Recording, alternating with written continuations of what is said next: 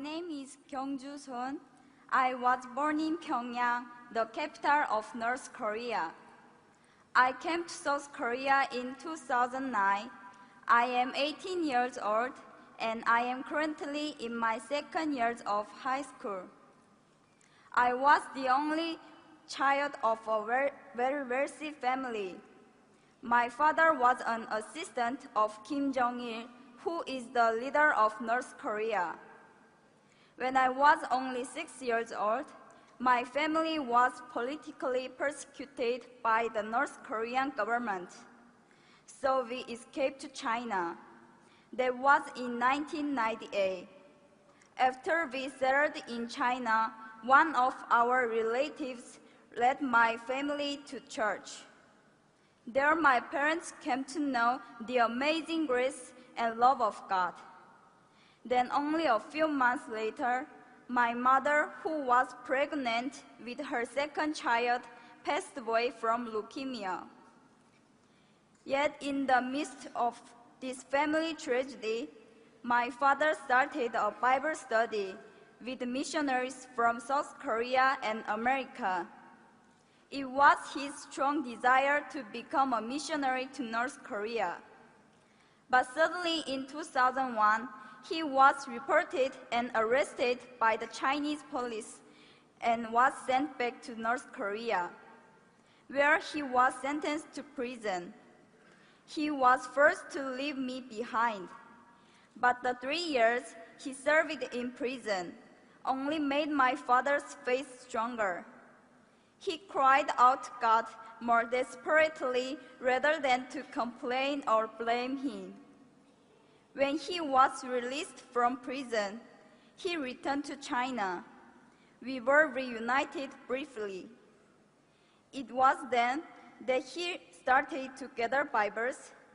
Not long after, he decided to return to North Korea to share Christ's message of life and hope among the hopeless people of his homeland. He chose not to go to South Korea, where he could have enjoyed religious freedom.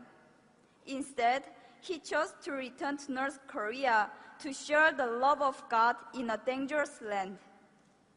It breaks my heart to tell you that in 2006, his work was discovered by the North Korean government and he was again imprisoned. I have heard no word from my father nor about him ever since. In all probability, he has been shot to death in public on charges of treason and espionage, as is so often the case for persecuted Christians in North Korea. When my father was arrested the first time in 2001 and was forced to leave me and return to North Korea, I was not yet a Christian. That's when I was adopted by a young Chinese pastor's family. They showed me great love and care. Through them, God protected me. But the pastor and his wife had to go to America in 2007. Shortly after that, I was given the opportunity to go to South Korea. It was while I was still in China, staying at the Korean consulate in Beijing, waiting to come to South Korea. Late one night, I saw Jesus in a dream. He had tears in his eyes. He walked towards me and said, "Kyungju, how much longer are you going to keep me waiting? Walk with me. Yes, you lost your earthly father, but I am your heavenly Father, and whatever has happened to you was because I love you."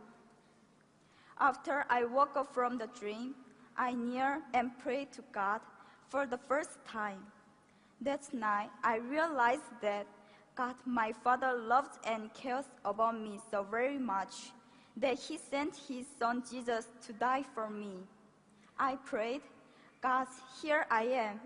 I just lay down everything and give you my heart, my soul, my mind, and my strength. Please use me as you will." Now, God has placed deep in my heart a great love for North Korea. just as my father was used there for God's kingdom.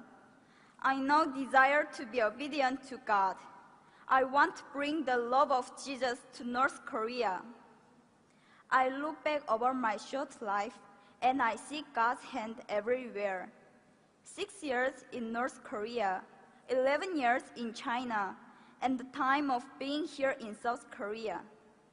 Everything I suffered, all the sadness and grief, everything that I experienced and learned, I was to give it all to God and use my life for His kingdom.